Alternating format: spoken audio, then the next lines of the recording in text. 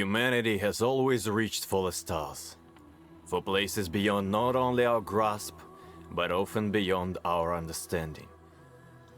Every step into the unknown has been paid for with scars of those who walked before us, with mistakes, with faulty insulation, with fire trapped inside a spacecraft. Yet we have never learned how to stop. Because a safe life in the darkness of the cave is nothing more than a slow death of the human spirit. Even if we fall, burn, or lose our way, we still look back toward the sky and find ourselves repeating the same words. We choose the sky.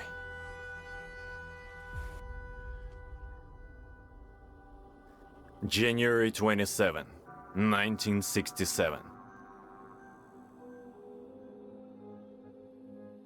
During a routine ground test of the first crewed Apollo spacecraft, a fire erupts inside the command module. Within seconds, pure oxygen turns the capsule into an inferno.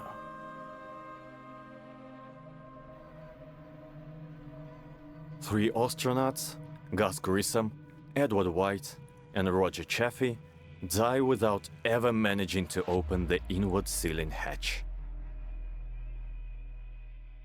The tragedy shocks the world.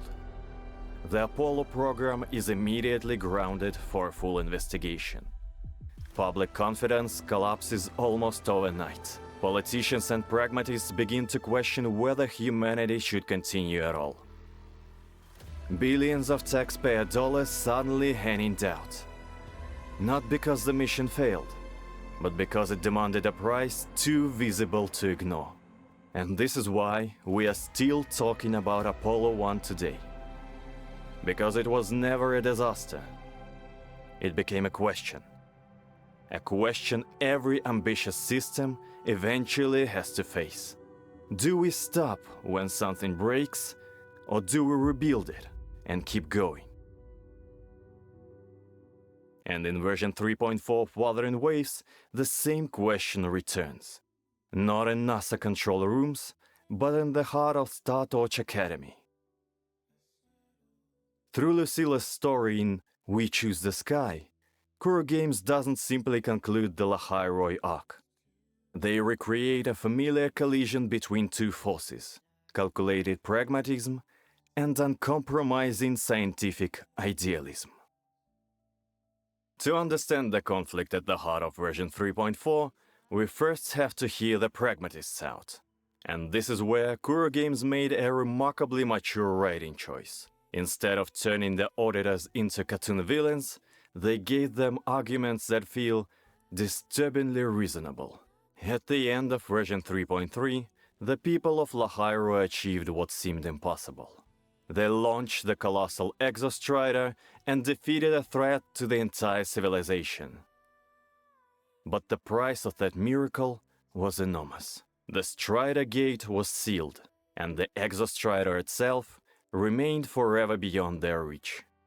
From that moment on, the new Federation's economic logic becomes brutally simple. The Exostrider Resonator, an ever-expensive research program at Star Torch Academy, instantly becomes stranded assets. Why continue pouring enormous amounts of money into laboratories, funding scholarships, and training specialists whose expertise no longer serves any practical purpose? The auditors aren't here to judge anyone. They're here to close a budget line. The project is lost. Write off the investment. Stop wasting resources on romantic ideals. Preserve what remains and focus on what delivers measurable value today. That's their logic. And honestly, their position makes sense. Not only to Lucilla, but to us as players. Why keep feeding a dream that can never produce results? This economic ultimate places more pressure on Star Torch than any external enemy ever could. But something far more dangerous is taking root inside Lucilla. doubt. Ever since we met Lucilla, she has always seemed like the embodiment of calmness and confidence. Like a true leader who understands every risk and always knows exactly how to respond. Even when she was dragged into the dark side, we watched the rabbit try to break her. And she met every accusation with a smirk. We saw someone fully aware of both her strengths and weaknesses. And more importantly, she always knew what had to be done. Her mission was clear: restore the Exostrider, save the students of Lahai Roi, and ultimately protect all of Solaris. But victory was not the end of the story. Right. What am I even working on? After the hero defeats the Demon King, shouldn't we all be enjoying our happily ever after?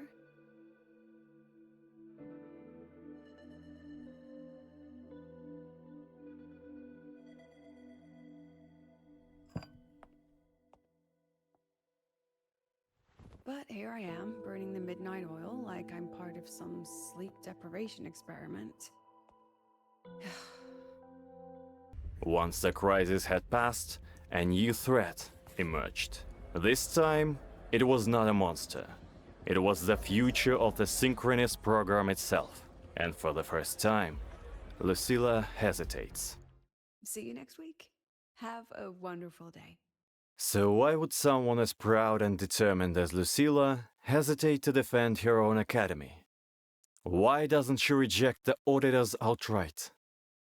The answer lies in a deeply personal trauma, one that forms the emotional core of the entire quest. Years before the current events, Lucilla personally approved an ambitious mission to reach the skies. Inside the experimental aircraft was Amia, her brightest student, her greatest source of pride, and the future she believed in. Lucilla had approved the mission herself, and she watched Amia die with her own eyes. And to this day, Lucilla still carries Amia's final message.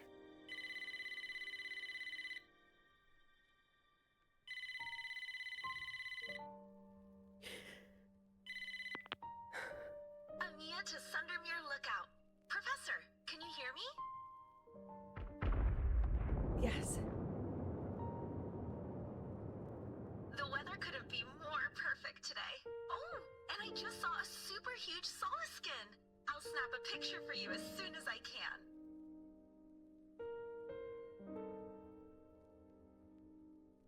Okay. Professor? You don't sound like your usual self. Are those investors giving you a hard time again? No, it's not that. I haven't slept much lately. I'm a little tired. That's all. Professor, do you trust us? I... Hey, remember that old Huanglong saying? Know the way at dawn and, something at dusk? Ugh, it went right out of my head.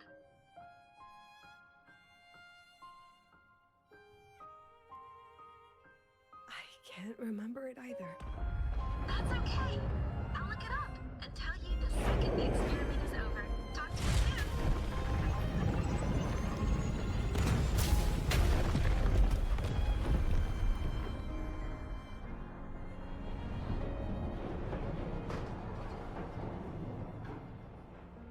Lucilla lived through the kind of trauma that destroys even the strongest leaders.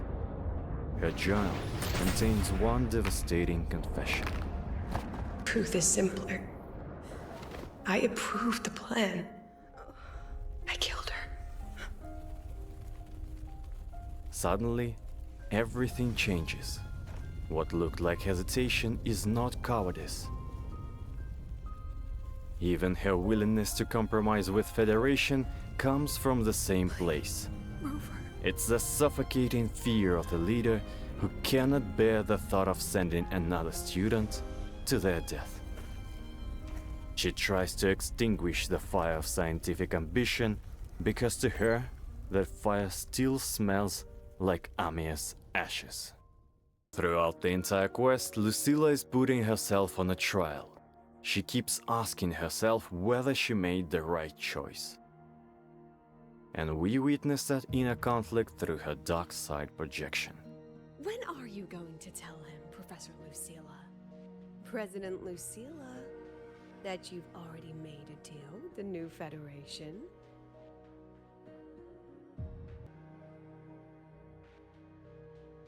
Let's go. You think you can outrun yourself, Lucilla?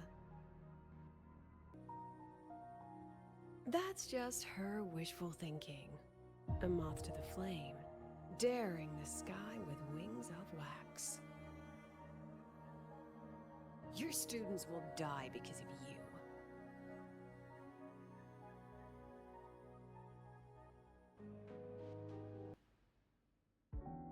If she accepts the auditor's demands, shut down the resonator programs and turn StarTouch into nothing more than an ordinary academy, she can almost guarantee her students' safety. They won't die like Amia did. But that safety comes at a terrible price. It would be a betrayal of her students, of Amia's memory, of Lahairoi's dream of reaching the stars.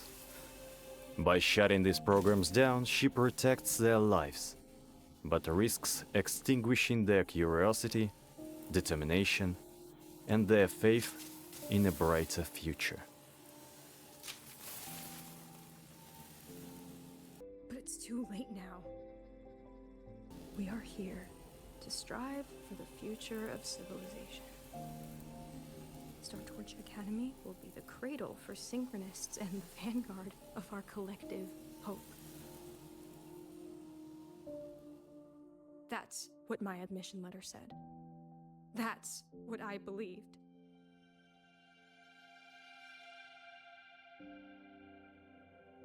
I knew I was signing up to be one of the Exostrider's 1,000 backup pilots, a spare part, an appendix to a civilization's appendix. And I never regretted it.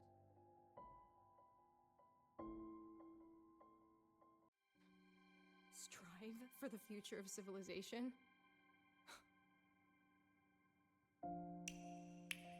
And yet, if she chooses the opposite path, if she encourages them to keep chasing the impossible, wouldn't she become their executioner once again?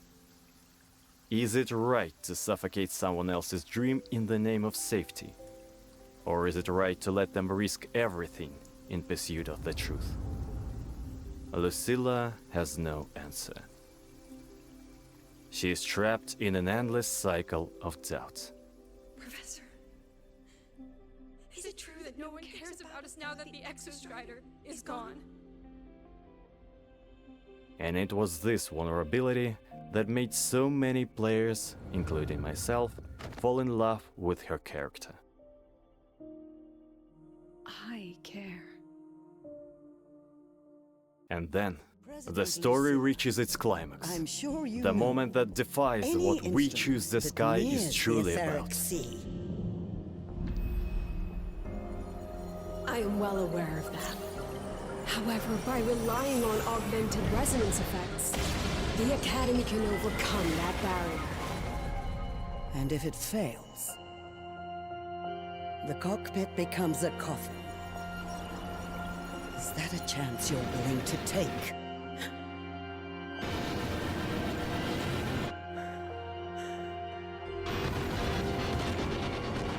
As the auditors prepare to strip StarTouch of its funding, arguing that the loss of Exostrider has made the Synchronist program obsolete, the students rise to their feet, not out of their selfishness, but for their right to remain researchers. In that moment, Lucilla sees Amia in her students.